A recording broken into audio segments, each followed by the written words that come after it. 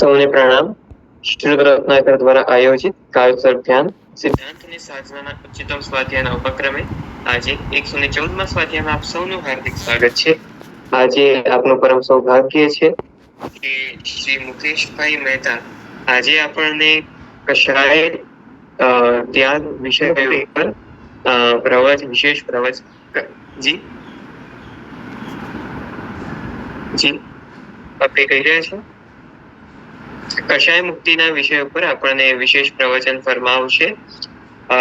મુકેશભાઈ આપણી જે સ્વાધ્યાયી છે, ઘણા સમયથી સાહેબ સાથે જોડાયેલા છે અને કશાય અને ધ્યાન ઉપર તેમનું ખૂબ સરસ કાર્ય છે. તો આજે જીતેન્દ્ર સરના જ નિર્દેશથી તેમનું વ્યાખ્યાન આપણી આ કાયોત્સર્ગ ધ્યાનની શૃંખલામાં ગોઠવવામાં આવ્યું છે. વધુ સમય ન લેતા હું શ્રી મુકેશભાઈને આમંત્રિત કરીશ કે તેઓ પોતાનો વિષય કશાય મુક્તિ ઉપર પોતાનું વક્તવ્ય પ્રસ્તુત કરે. પ્રણામ સાહેબ. જય જીનેન્દ્ર. પ્રણામ સૌને. આજે એક સુંદર વિષય તરફ વાત કરી રહ્યા છીએ. કશાય મુક્તિ ધાર્મિક ક્રિયા કે ધ્યાન માટે આવશ્યક વસ્તુ છે. શૈલ્ય રહિત મન એ કશાય મુક્ત થઈ રહીએ તો શૈલ્ય રહિત મન થાય ને એમાં આપણી બધી જ ભાવના ક્રિયાઓ શુદ્ધ રૂપે સફળ થઈ શકે.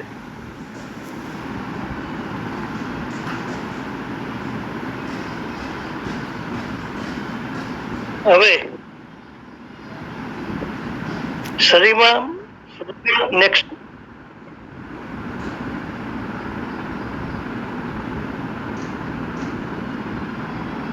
શરીરમાં કોઈ પણ બીમારીનું કારણ શું હોઈ શકે કે જ્યારે કોઈ પણ કારણથી આપણા શરીરમાં રાસાયણિક પરિવર્તન થાય તો બીમારી થાય.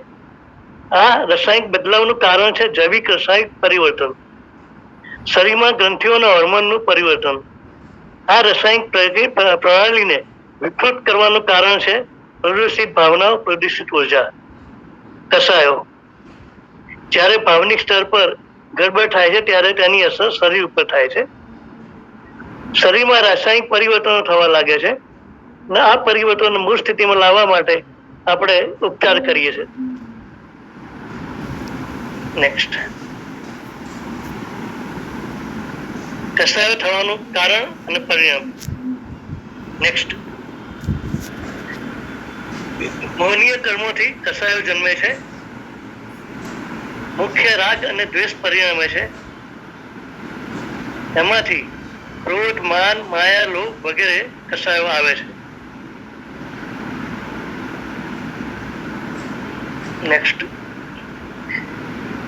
હવે આપણે નેગેટિવિટી ક્યાંથી આવે તો જ્યારે માતાના શરીરમાં બાળક જન્મ થઈ રહ્યું હોય, સેવન થઈ રહ્યું હોય, ત્યારથી જે માતા જુએ છે, સાંભળે છે, એ બધાની અસર બાળકના ઘર પર પડવાની શરૂ થાય છે ને એ બાળક એ સંસ્કાર ગ્રહણ કરી ને એ પ્રમાણેનો જન્મ લે છે. નેક્સ્ટ વિડીયો આપણે એક વિડીયો જોઈશું. એમાં માતા કેવી રીતે એના બાળકને એક કહીએ બેસ્ટ કક્ષાના બાળકને જન્મે આપે છે. Video next. જી ગર્ભ સંસ્કાર વાળો વિડીયો. હા જી ઓકે.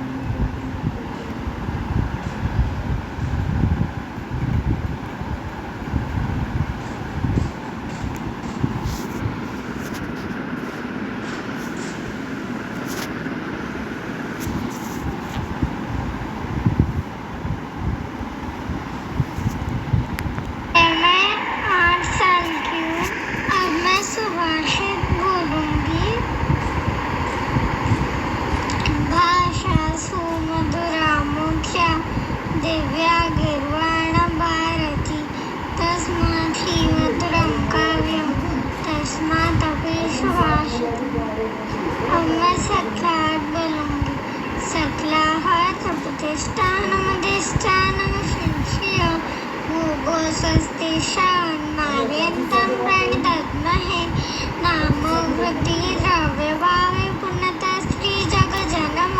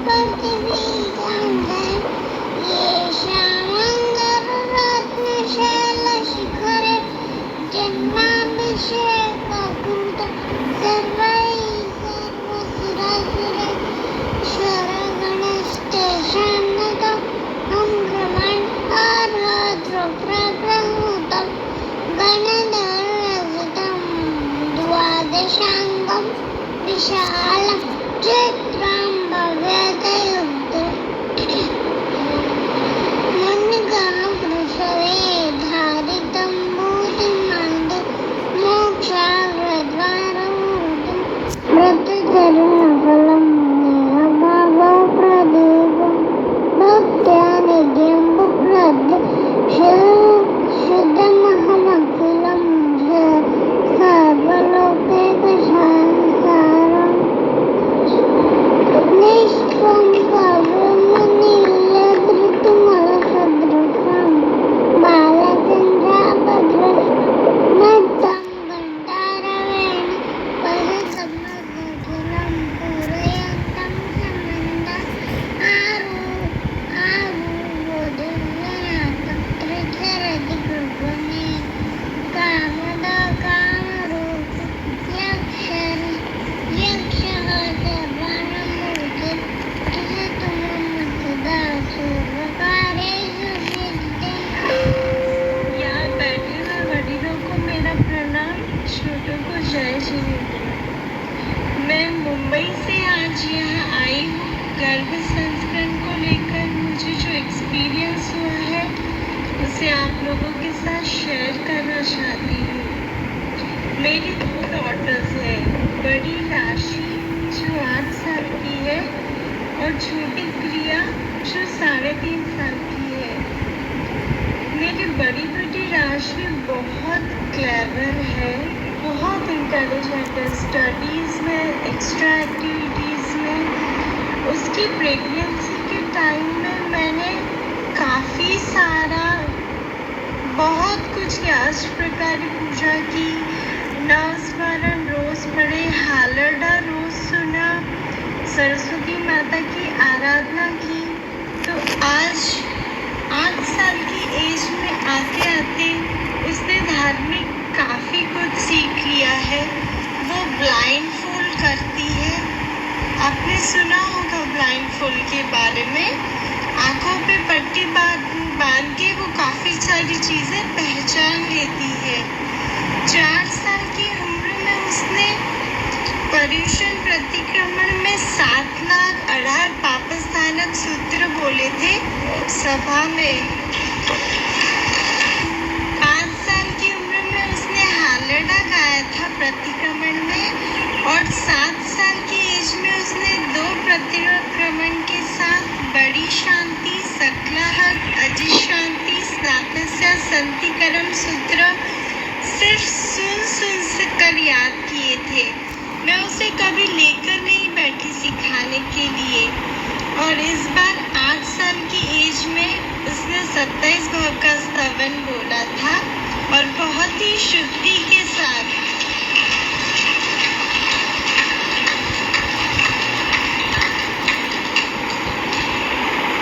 एक बहुत इम्पोर्टेंट बात, जब मेरी फर्स्ट बेटी का कॉन्सेप्शन से पहले मैं नागेश्वर पार्श्वनाथ गई थी दादा के दर्शन करने, और जब हम वहाँ से लौटे तो हमें पता चला कि मुंबई स्थित प्रार्थना समाज में नागेश्वर दादा की प्रतिमा जो भराने का लाभ हमारी फैमिली को मिला है, ये देवगुरु और धर्म की ही कृपा है।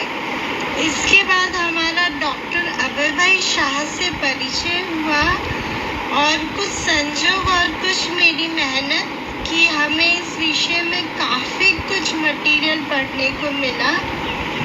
कहते हैं कि एक उच्च आत्मा को अगर आप अपने गर्भ में चाहते हो तो आपको उस लायक बनना पड़ता है। मैंने भी उसके लिए अपनी पूरी जी जान लगा दी। हमने 1 साल ब्रह्मचर्य का पालन किया, उच्च कोटि की आत्मा का आह्वान किया कंसेप्शन के टाइम, और कंसेप्शन के बाद पूरे 9 महीने भी ब्रह्मचर्य का पालन किया। दूसरी प्रेगनेंसी थी और मेरी जॉइंट फैमिली है तो मैं ज़्यादा टाइम नहीं निकाल पाई, पर घूमते फिरते काम करते किचन में मेरी बेटी को पढ़ाते देरासर जाते हर टाइम मैंने नवकार स्मरण किया, बहुत सारे डिफरेंट टाइप्स के जाप किए, 9 महीने का जो डाइट प्लान और म्यूजिक है वो फॉलो किया, गौतम स्वामी का रास पढ़ा, आत्मरक्षा, मातृका, सुडोकू, एम्ब्रॉयडरी, काफी कुछ किया।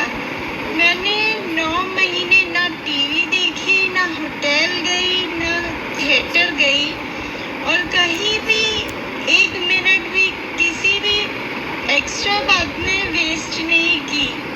और सबसे इम्पोर्टेंट है कि जब से मेरी इस बेटी ने बोलना सीखा है, उसने कोई भी शब्द अशुद्ध नहीं उच्चार किया, कितना भी डिफिकल्ट हो। जो इंग्लिश में हम कहते हैं ना टंग ट्विस्टर, वैसे वर्ड्स भी कभी इसने अशुद्ध उच्चारण इसका नहीं आया। ये देवगुरु धर्म की ही कृपा है। और एक बात, मेरी दोनों डॉटर्स मुंबई में रह के भी कॉन्वेंट स्कूल में नहीं पढ़ती है। ये संस्कृत पाठशाला हेमचंद्राचार्य गुरुकुलम में पढ़ती है और इंग्लिश काफी अच्छी बोल लेती है। बस इतना ही कहना चाहूंगी कि अनायास से गर्भ धारण करना और अभान स्थिति में उसकी देह की रचना तो पशु भी कर लेते हैं, पर एक तेजस्वी शिशु को जन्म मानव माता ही दे सकती है।